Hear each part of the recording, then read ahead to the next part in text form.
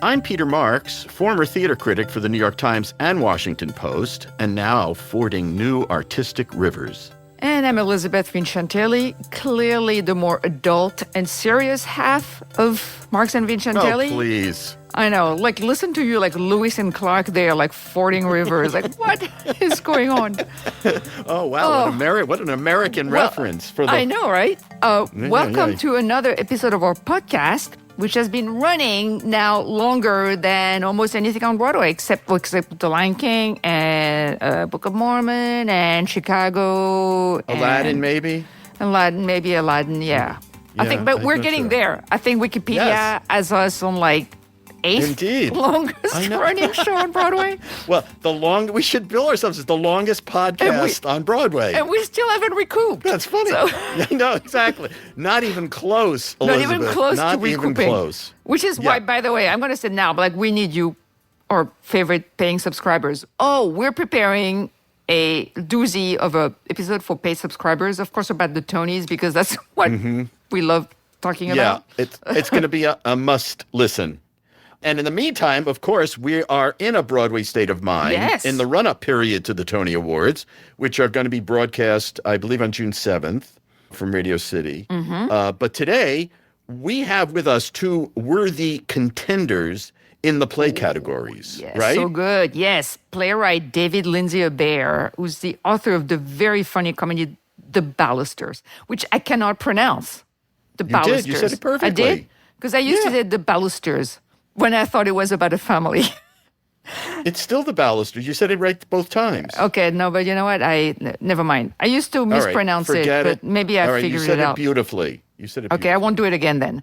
The other guest, so it's David Lindsay-Abaire and Richard Thomas, who's one of the stars of David's play. And the play is about the myriad hilarious comic grenades are set up, then exploding in a series of meetings of an affluent suburban homeowners association. David, by the way, is the co-director of the playwriting program at Juilliard. Right. He happens to be one of my favorite playwrights. 30 Mears, Good People, Ripcord. Kimberly Akimbo, the play, and then the book for the musical. He seems to have already won every award under the sun. In 2007, he won the Pulitzer for drama for Rabbit Hole. Not one of my personal favorites, but still very good.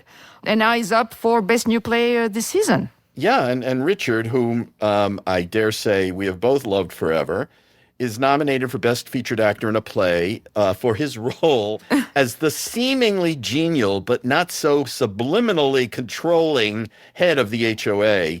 Elliot, his name is. And this is a satire, I'm sure, that strikes a chord with anyone anywhere who has ever had, let's just say, a neighbor that was too involved in their lives as well as their own. It's an ensemble comedy, which is unusual for Broadway, and has scored 5 Tony nods in total. The others are for Mary Louise Burke for featured actress and for Kenny Leon's direction and Emilio Sousa's costumes. And the play is at Manhattan Theater Club's Samuel J. Friedman's Theater through June 21st. You still have plenty of time to see it. So they're going to talk about a lot of stuff, actually, how the play came to be, like how early Richard was associated with it, some of the themes that run through David's work, but they're also going to talk about like how the play changes every night, because the dynamics change depending on someone's line readings, like the audience. So they're going to talk about that. And also, well, it's an ensemble comedy, which is also something. The laughs come from different sections, maybe different nights. And as you know, if you've been listening to our podcast, we're kind of like really serious about comedy.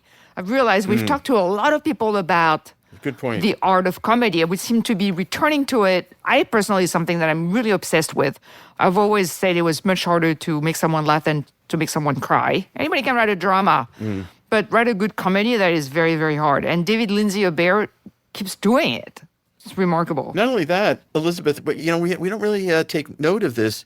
David is a true Broadway playwright. In an age when, how many people can you say that about, who come back again and again doing musicals and plays? It's not much of a profession filled with writers anymore. No. It's very rare to have someone of this level of participation on Broadway.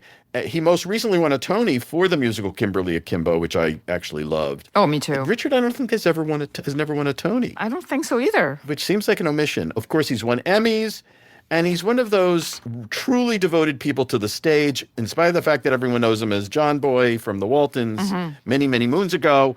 I saw him in Washington in the road productions of both 12 Angry Men and To Kill a Mockingbird. He was great in both. So they're going to talk about what transpires between an actor and a playwright as a piece finds its feet, like the Balusters. So welcome, David and Richard. Thank you. Thanks. It's wonderful to be able to speak to the two of you. Maybe start, because it's such an original title and way of sort of focusing us on the story. But tell us the Balusters' origin story. Where did this come from? Oh, gosh. I happen to live in a neighborhood that is very similar to the neighborhood mentioned in the play. It's a landmarked little section of Brooklyn called Prospect Park South. My wife happens to have sat on a board very similar to the Neighborhood Association board in the play. This is not that board. This neighborhood is not Prospect Park South, though there was certainly a lot of inspiration came from the neighborhood and many stories that my wife would come home to and whisper in my ears, you will not believe what happened tonight. But the real seed of it came, we had a very active Google group, and they would just talk about random things. But the one that really set me off was a very heated discussion about rainwater and drainage ditches and how best to update them. And you would be shocked how many people had very passionate opinions about rainwater. Not shocked. And I thought, good Lord, this is so operatic and important to these people, and it matters absolutely nothing at all to me. And the second thing I thought, of course, I'm a writer, is like, what is this really about? This is clearly about people with some deep-seated issues about control and, what legacy they leave behind and the past. And it just felt like it resonated in a way that felt like it could be a play. And the narcissism of small differences. That's right. In these things. Right. I think now is a good time to share that I am on my co-op board in Park Slope, and I was completely triggered by your play. Seeing it was chilling. And sorry. Especially because Richard's character, Elliot, really looks like our board president. Oh, dear. Oh, I'm so sorry. In appearance, not in behavior, but when you turned up, I really thought, oh my God, I am back in one of our monthly meetings. I was shaken in my seat. Just when you thought it was safe to go back to the theater. Richard, how did the play come to you? I'm always fascinated. Like, is it always, David's people contact your people, or is it more personal than that when something like this happens? No, I was invited to participate in a reading of the play at MTC. I don't know when that was, David. It was a while back. It was a while back, yeah.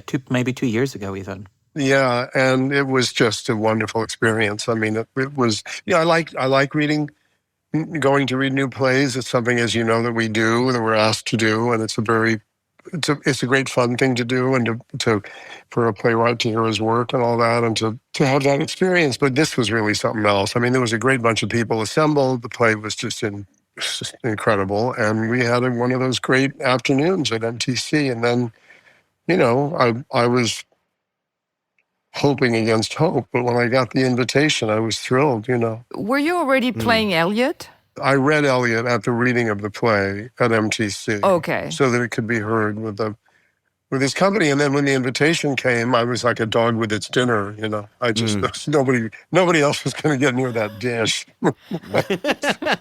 and by the way, we knew immediately after that reading that Richard was the guy, because it's such a tricky role. And he could be so unlikable or signal villainy, or he's a complicated character. I don't think he's a villain, and certainly not in Richard's hands. But Richard brings such a humanity to the character and such an inherent likability that I think people are just like, oh, hey, that's Richard Thomas. We love Richard Thomas. Right, and so exactly. they're already on Elliot's side until they're not. And with most any other actor, we don't start with that head start. And so Richard just seemed like the perfect match. He gives such credibility to that character. Well, thank you. It's a beautiful role for many reasons. And I'm happy to say that as with this kind of writing and playing these roles, they reveal themselves to you over time in the playing. And there's just more and more for me to think about as I play him each night, and more things reveal themselves. And so he's very rich and very deep. And there's lots to think about and lots to discover still in the playing of it, which is so satisfying. Were there any of the other current members of the production in that reading, or were you the only one? You don't have to say who was there, but... No, I think a bunch of us were there. Yeah, Mary, I wrote the role for Mary Louise Burke, so she was there. And Your muse. Yeah, of course. And Margaret Collin was there, and maybe a couple others. Yeah.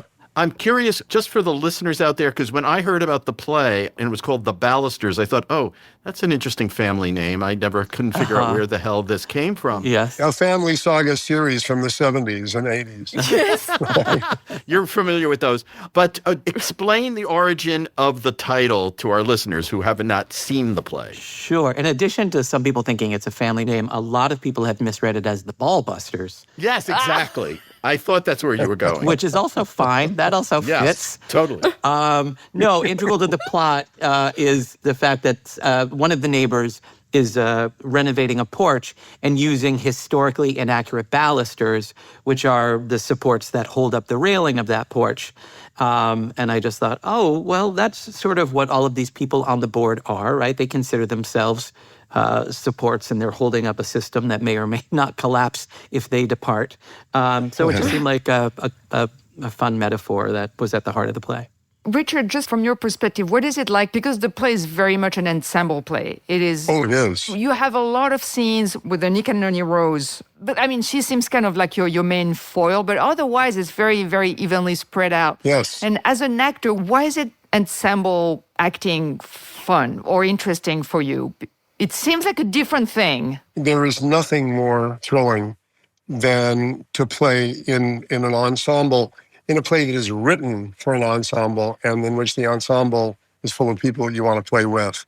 And it is playing. The difficulty factor is very high in this play in terms of getting it up to speed and getting everyone together, which is true of any kind of ensemble that's going to be played at speed, in which there's wit. Everything needs to go quickly, but everything needs to be heard.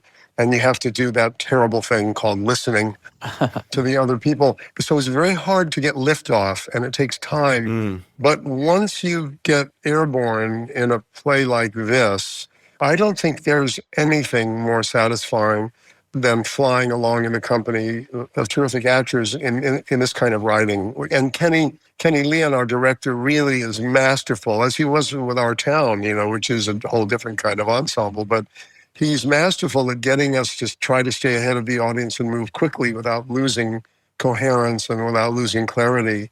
So it's a high difficulty factor, but as with most high difficulty plays, once you're flying, there's nothing like it. It's just an exquisitely written play. And I just want to say thank you for saying your nice things about me, David. But, when you live in a play over time, you learn it's like being in a boat going across the ocean. I think you hear it creaking, where it creaks, where it works, where it doesn't. Right. As you live in it and you live in it with others, it reveals itself to you. You know where everything is hidden, and you know where it's strong, and you know where it's weak. And the playing of a play, especially an ensemble play, it's really, I think of it as like a collective close reading of a text. You're all reading this play closely together every night. So it reveals itself as it does in a regular close reading over and over again, and different layers appear. And nothing is more dispiriting than getting to the bottom of a play before you finish the journey, where there's nowhere else to go and there's nothing else to be revealed. But this play just reveals itself over and over again. So the close reading of it and playing is highly satisfying for so many reasons. And I mean, we probably don't have enough time to go into now, but I'll just use Elliot as an example. As David said at one point in rehearsal, everybody in this play thinks they're a good person. And I think everybody in this play is a good person. And everybody in the play thinks that they're doing the good thing. Everybody gets to shine, which is the great thing about a great ensemble piece of writing. And everybody gets a spanking, Elliot especially. But one of the beautiful things about Elliot is that his blindness to certain things about himself are one of the things that allow him to continue to behave and act like a good, kind person, which he at heart he is. But the fact that he can't see the ways in which he obstructs the future and the ways in which he's holding up the system allows him to continue to work for what he thinks is an altruistic place. And he's also cunning, and he also, is self-interested, as each of them in their own way prove to be. But the play holds this kind of the opportunity for this sort of depth in all the characters. And I think Elliot's is very rich in that respect. It's not difficult to make him an antagonist and to make him a fully felt person at the same time. That's very interesting. And also, I do think that he plays differently in 2026 than he would, say, in 2010, just in terms of the white guy in the room pivoting in this way. Right. I'm curious also, David, you wrote a new play for 10 actors. That's like the Cecil B. DeMille epic these days on Broadway. Yeah. I mean, just putting that many characters, I mean, it is very, very heartwarming just to see an ensemble with these parts all divvied out so smartly to each of these really skilled actors. But, given the fact that most plays are basically, 4 characters or less, Yeah. I wondered if your agents didn't think you were out of your mind. They weren't. They very kindly encouraged me. I was the one that thought I was out of my mind. I thought, oh, God, Lord, this will never be produced, because who produces a 10-person play? Right. I mean, and then, This play is going to be produced everywhere. wow, you're very kind. People will find the company. I agree with Richard, yes. In addition to all of the actors on stage, they're also their understudies. So that is a lot more actors. Right, But no, I took it on because I had never done it, because I kept seeing all these British plays in particular coming over with these giant casts and children and geese and rabbits. I know who you're talking about. I know who that is. and other plays, wonderful, wonderful plays. But I thought, well, they produced that one. I could do, Damn it. without the animals and children and probably 5 less actors. The animals and children. But once I got into it, then the challenge was, oh wait, I have to actually service all of these characters, which I'm not used to as a writer. Most of my plays are, in fact, 4 or 5, maybe 6 characters. And even then, there's one clear protagonist. And I knew that I wanted, if this play is about community, then I needed to put a community on stage, which meant giving every character something to do and a reason to be in the play. And so, weirdly, it was sort of closer to writing a musical than it was to writing a play. That opening scene in particular is very much a welcome to our world, and these are all the characters, and this is what we're setting up, and here's where I'm lighting all the fuses, and this is what we're going to explore. Enjoy the show. And so that was another different approach. I mean, what I had on my side are a stellar director and 10 amazing actors that knew how to fill out all of those 10 characters. Richard was talking about the ensemble. What's most fun to me now is to go to the play and not listen to it, but instead to look at the actors when they're not speaking. Oh. Because I'll remember this. what happens in between the lines is so fascinating, because they've all worked so hard to have very specific relationships with the 9 other people in the room. And other than Anika's character, who is new to the neighborhood, they've all known each other for years. And so they are living their histories and their backstories and their blind spots. And this person is an ally, and this person drives me crazy. And I usually don't like this person, but that's a good joke. You can see them relating in every moment of the play. And that's what's most fascinating to me, is they're doing all of the heavy lifting that I tried to put in between the scenes, but are actively filling up in a way that serves me as a writer. I can respond just briefly. Well, I can't respond to anything briefly, but to say that you were talking about giving every character a reason and every character an important place and an essential function, like a baluster within the play itself. You have a very happy cast when everyone has something to do, and when everyone feels that they are equally supporting the piece and that they're equally a vital part of it. And when you have that in a text, you have the potential for a very happy company, which is what we have right now. Because frankly, it's just as much fun to watch each other as to play our parts at this point in the game. Are there still times when you find yourself surprised by a particular line reading or someone's reaction? Of course. Of course, because it's alive, somebody will say something, an inflection will, one of my playing partner's inflections will change on a particular line. And when people read something the same way all the time, and all of a sudden the inflection changes, it changes your perception of what they're saying. You hear it differently, and because you hear it differently, you have a new feeling about what you're doing as the character. So this beautiful chain reaction keeps happening. It takes time to get to that point because, especially in a play like this, you have to play it a lot. A lot of the time that we spend playing it early on is just remembering your stuff, listening for the cues, knowing where you are. And so your ability to really listen and respond that instinctively, it comes later. And we all wish that it happened earlier in the process, but it always takes the time it takes to get to that point. What's really fascinating to me is just the nature of a comedy. Like, there are jokes in the play, I think. There are jokes that generally always get laughs. But then most of the laughs just come from human behavior and the way the actors say the line. And so, coming back recently, some actors have found some new laughs. And in the last round that I saw, there were a couple of laughs that weren't there, but it created room for the person speaking afterwards that didn't get the laugh. They're now getting the laugh on their line. Yeah. So it's funny how, like in a waterbed, you push it down in one spot and it rises up in the other spot. It's really, the nature of comedy is still so fascinating to me. Yeah, and it's a wonderfully living experience. I mean, it always is in a show, but this play really, really gives us lots of opportunities to live fully in it every night. I also want to say just briefly something. You're talking about Elliot's character, just to return to my character. One of the beautiful things is what happens to him at the end, when he falls apart at the end and has this sort of his major crisis. It was nice for me because having chewed the scenery my whole life, I'm able to now break it down with a prop.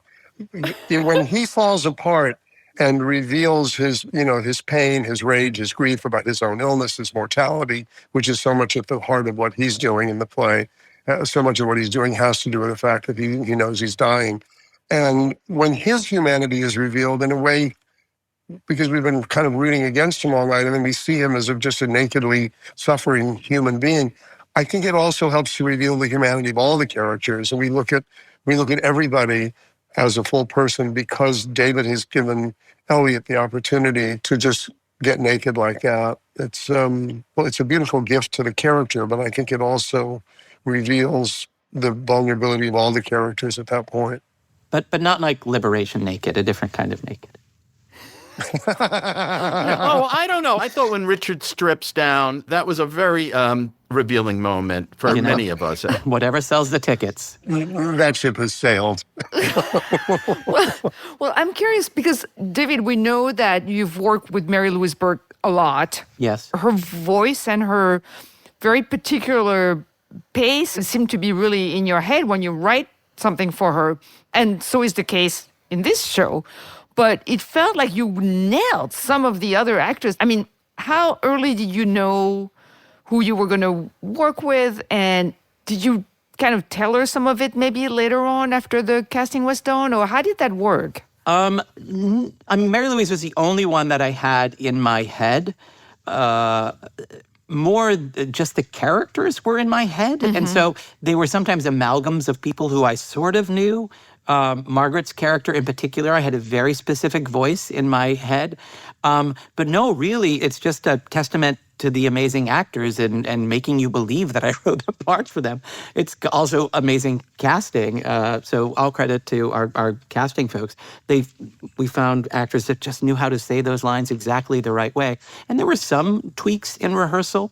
So, maybe after the fact I was able to lean into that, to their actual voices. But no, they were just really great actors. I wish I could take credit. One of the wonderful things, David, is there are many actors who will, as everyone is saying, will dig into this play. It would be, I think, a great thing at some point if HOAs did this play. I mean, and they just cast it themselves, and just showed a mirror up to themselves. I think they would engender a lot more sympathy from the other homeowners who basically hate them all. Anytime this happens, I just think it's something to think about. I also wanted to ask Richard. Okay, Richard, I have seen you in many noble roles, and I say that with respect. Whether it was 12 Angry Men, or it was To Kill a Mockingbird, and I'm talking stage now. Yeah. I have to say, seeing you play a prick is a very satisfying experience for people who know your work. I did see you on The Americans playing a prickish character, not quite as centered in the story as in the Balusters. But my question to you is, what is the effect on you when you know that you're coming in every night and you are the heavy? Is it joy? Is it a kind of feeling of like, I get to show something else tonight? I know a lot of people will be surprised that I'm cast in this role or something like that. How does it land with you over the course of a run? Only an actor who has played Iago knows the pleasure of saying blind cats and drowned puppies. Drowned cats and blind puppies. It's there's nothing really more delicious. I think it's much more challenging for an actor after the first preview to realize that he is not the character who's going to get the most laughs. Interesting. Yeah, got it. No, it's wonderful. To play an antagonist, especially one who's this wonderfully human, is a great, deep pleasure. And I think just as a lot of actors who are famous for comedy want to play serious parts, a lot of actors who are known for playing more noble parts or more tragic parts really, really want to swing for the fences with a good, tasty villain. Unfortunately, I've had an opportunity to play some of the big ones.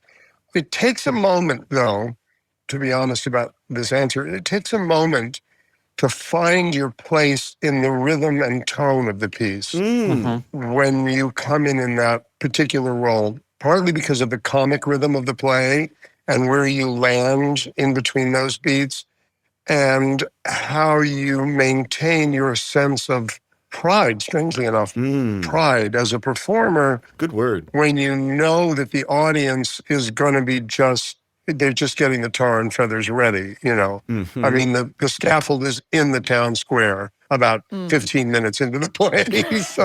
So to maintain your confidence and your feeling of care for the character in the midst of that is something to contend with. But it's also an essential part of the job. And once you find it, you can really enjoy that aspect of the character. I always like to say that I think it's important when you play a role to be able to believe the worst thing that any other character says about your character and embrace it so that you don't become too protective of the character's darker places. Interesting. It's been really fascinating to me to watch the energy in the audience change during the play, but also from audience to audience. Yeah. In particular, if there are a lot of young people in the audience, they are really against Elliot fairly early on. Very. And they do things like applaud when bad things happen to him. That's right. That's exactly right. And then that doesn't happen when the audience is full of older people who I think see themselves in Elliot and relate to Elliot, and they do not applaud. It's also been fascinating to see, some people liking certain parts of it and getting angry at audience members across the aisle who are laughing when they shouldn't be laughing, and vice versa, by the way. That has been the most fascinating thing, to see what's happening on stage mirror what's happening in the audience as well. I agree. From the stage every night, it's wonderful because the audience is responding entirely together in terms of the humor and the laughs and the pleasure that they're taking in the play, but they're very factionalized in terms of the issues. And it's terrific to hear different parts of the audience respond to different things differently, even though they are still with the play as a whole. It's a very interesting combination of, the audience gathered as one and the audience broken into its constituent parts depending on where they come down on the issues. It's kind of a magic trick. I've never really been in a theater when anything else quite like that was happening. I am so relieved by the response, actually, because when I was writing it, there were several moments that made me itchy as a writer. And I thought, oh, God, David, you can't put that in there. People are going to think that that's what you think, or they're going to think that you think that's funny. And then at the end of the day, I thought, but that's exactly what this character would say.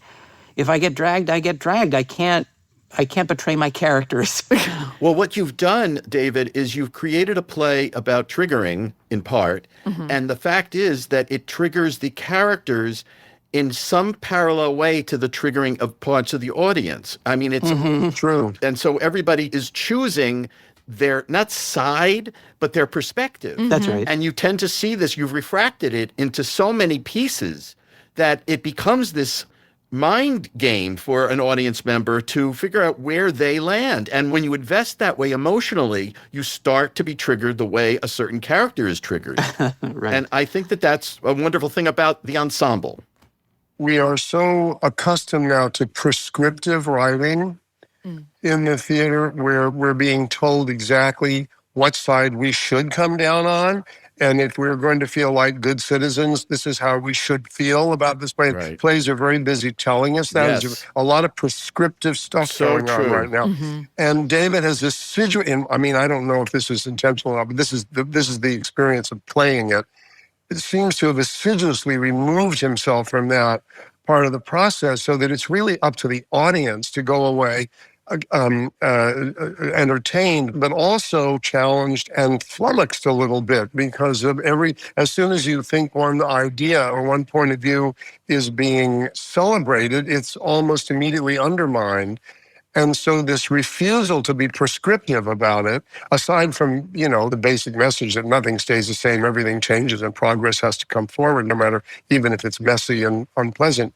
This absence of this kind of prescriptive moral writing it's just a wonderfully refreshing thing to play. It's interesting. I mean, when I saw it, the friend I saw it with, afterwards we were discussing what our favorite characters were. And I said, oh my God, I love Ruth, the character that Margaret Cullen plays.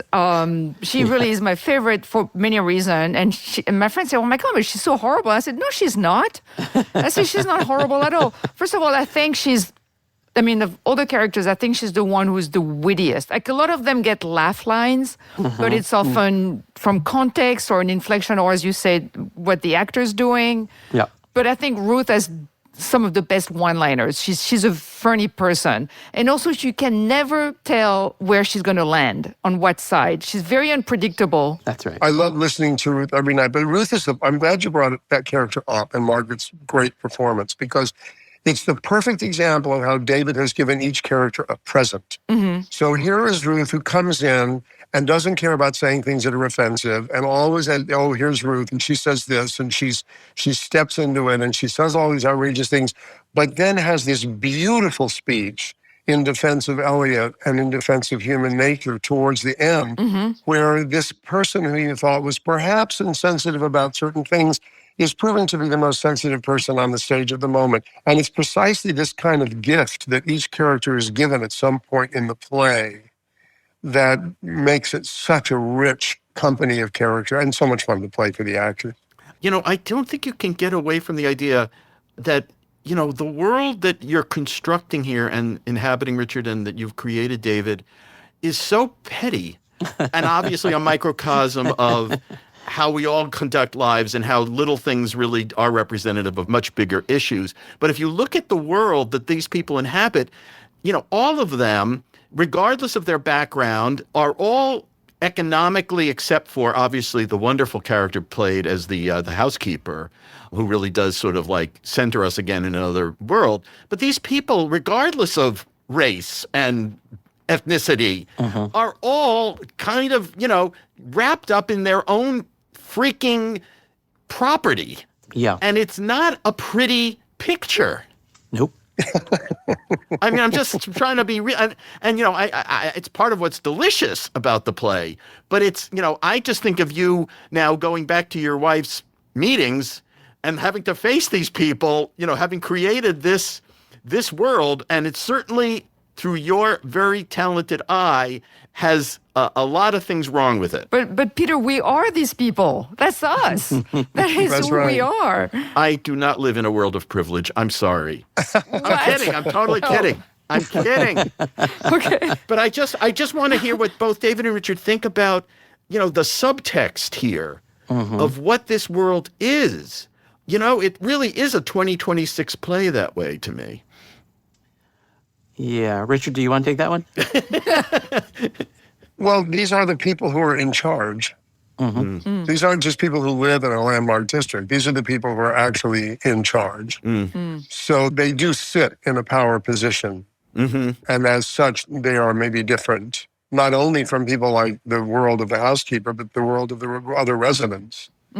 So they're sort of privileged people within a privileged community. But I think this is what it's about, because these people have power. And it's as I said at the beginning, the narcissism of small differences is so beautifully wrought in the play. Yes, I agree. But David, what do you think about that? Yeah, no, I think it's exactly what attracted me to the story when I mentioned, people losing their minds over rainwater. Well, but that's also, that's actually more specifically for David. That is so part of your work, because I think one of my favorite plays by you is Good People, which is also about this issue of privilege and asking people. Indeed, yeah. And Good People was about this kind of prickly woman who was played by Frances McDormand in the Broadway production. So that gives you an idea of the person right there. But she's very prickly, but she's very struggling. And she goes to see, I think it was like an old schoolmate. That's right. To ask for help, basically. That's right. And I remember distinctly when I saw it, there was a kind of famous critic behind me who at intermission said, "This woman is so annoying. Like, why doesn't she just go and get a job?" Oh, gosh. Like, it would have been so easy. And the whole point of the play... It's John Lahr, wasn't it? Yes, it was John Lahr. Oh, was it? Yes, it was. Wow, good call, David. Wow. Good call. That's amazing. Good call. I get to know your work, too, so... It was like 15 years ago, and it's burned in my memory, that remark. I wanted to turn back and throttle him. I was so enraged by that.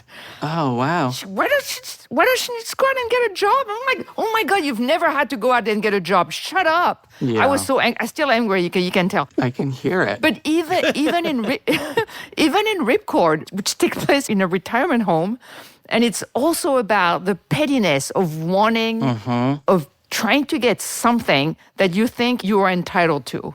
Yeah. And it seems to be like a lot in your, like, not all, but like it seems to be a kind of recurring thing. And it's very much the case in this one. Like, what are we entitled to? What do we deserve? What is it okay to do to get it? Yeah. How do we solve that? It's just like, it's running through the plays. And this one, it's also really very funny play, but it just bites. It really bites so hard in our, foibles. Gosh, Elisabeth, that was such a beautiful connecting of the dots. That is a much better answer than I could have given. Oh, I got it. So Okay. thank you for doing all that. I do feel like I'm obsessed with people obsessing about small things that are, of course, connected to much larger things, that most of my characters can't see the forest through the trees. And so for the Balusters in particular, I feel like it is a community with lots of blind spots. The most forward, progressive-leaning characters in the play realize by the end that they too are hypocrites and not seeing the big picture, and that nobody in this play is perfect. No one is a villain. No one is a hero. And that it takes Luz stepping up towards the end, being like, you know what? Well, I don't want to say what happens at the end of the play, but I think she gives them all some perspective, including the characters that we've been rooting for. Kira is, I guess the protagonist and the most, the person we're most rooting for.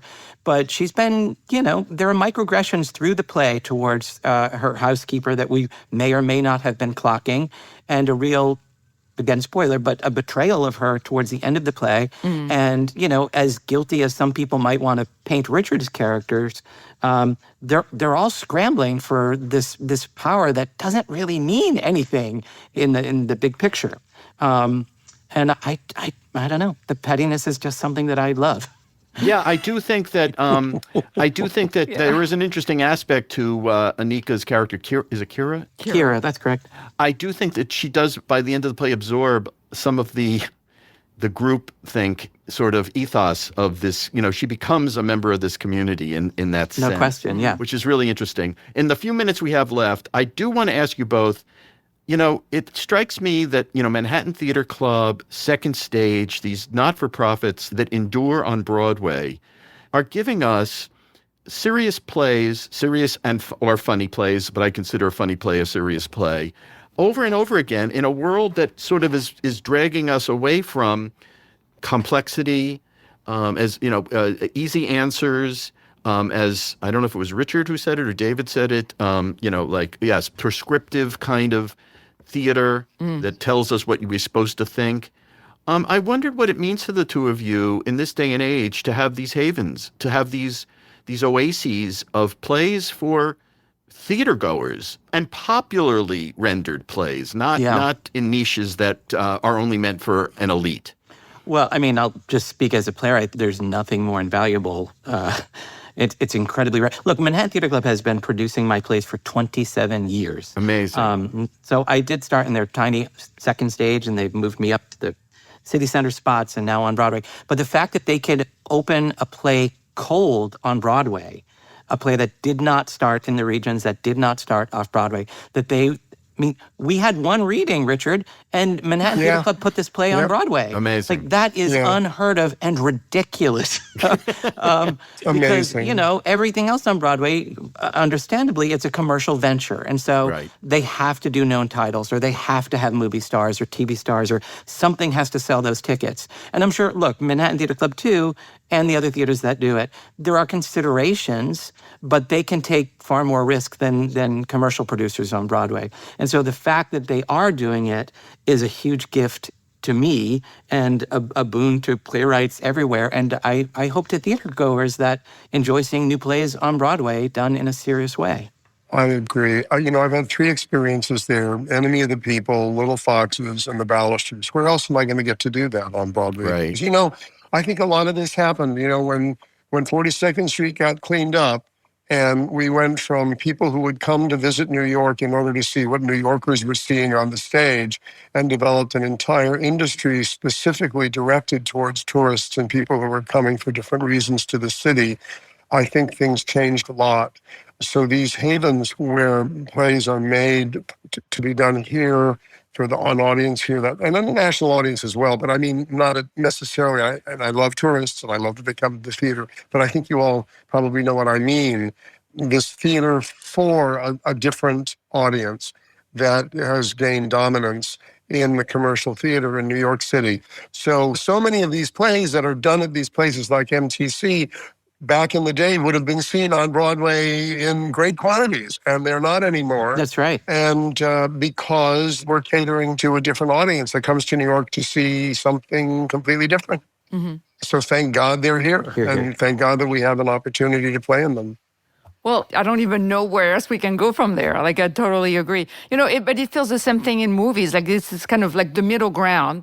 You either have like the micro indie, straight to streaming, and then you have Marvel, and the middle ground it's hard to find. And those plays are similar. That's right. I love Off, and I love big spectacles, but there also has to be that middle ground that is just so satisfying. And by the way, I will really hold the line for Ruth in your play, because she's still my favorite. I don't care what anybody says. And you, Richard, because you know. I did think that your character, Richard, was like a little too nice to be true at first. Okay, so I want to see the production where, Elisabeth, you play Ruth, and Perfect. and Jean-Larc can play Elliot. Oh, my God. Excellent. Wow. We're going to do a benefit, and the tickets are going to fly off. Okay. Peter, you can be the Michael Esper role if you'd like.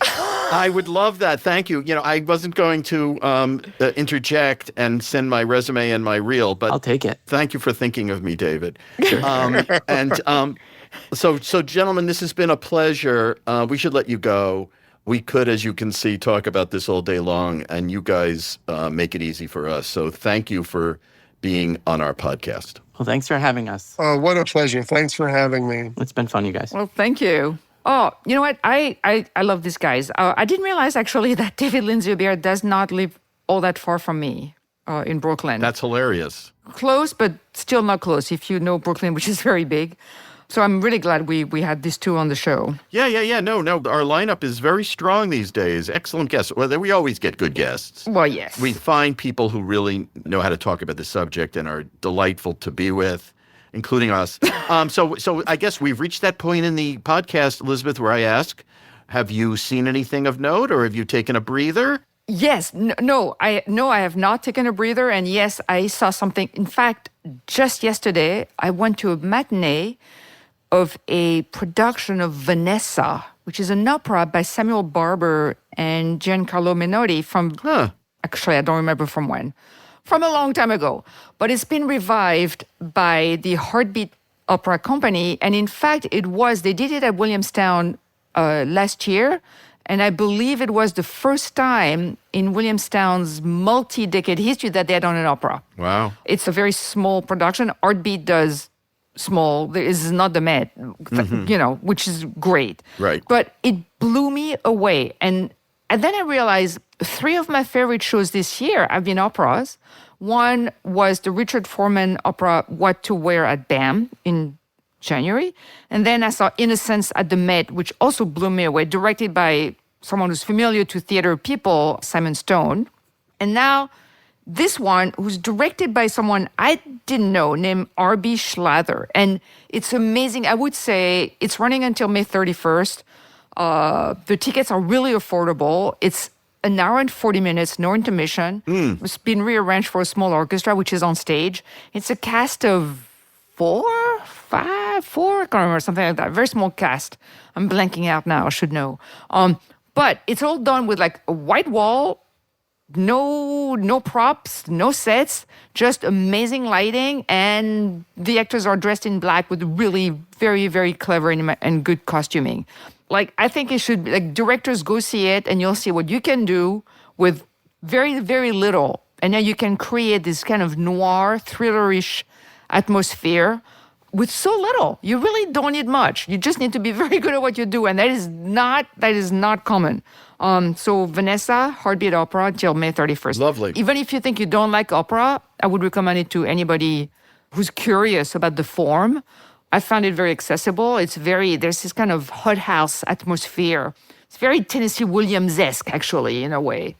I'm kind of like, I think I could easily become obsessed with that production. That's great. I think you can tell. Oh, yeah. That's a great offbeat rec. I love that. So I'm heading, just so you know, very shortly, I'm heading to London and Dublin, where I've got a few things to see. In London, I'm going to see the Les Liaisons Dangereuses at the National with Leslie Manville.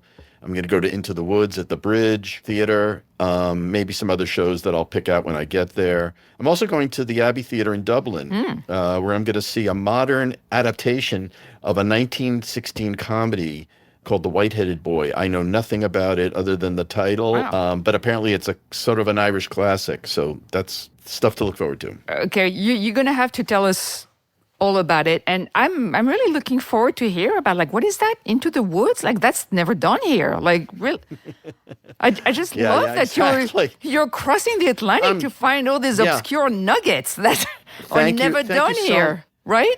Listen, Elisabeth, I'm trying. You can go to all the Vanessas you want. I'm of an age. I need my comfort food. I just. I don't have to do this full time anymore. I can go and I can sit and sing with Red Riding Hood if they allow me to. I will hum along. And even if they don't allow you to, you'll exactly. So they'll be like, "Who's that baker? Is that a new baker?" Yeah. Do you realize, audience? I've just been show shamed by my colleague.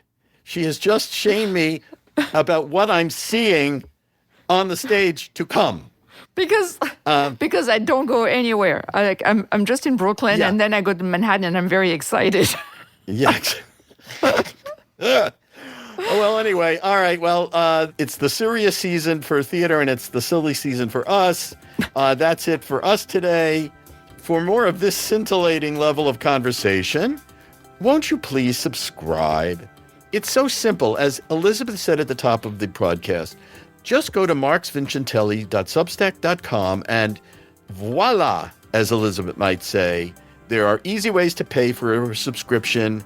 And I tell you, you'll be so glad you did.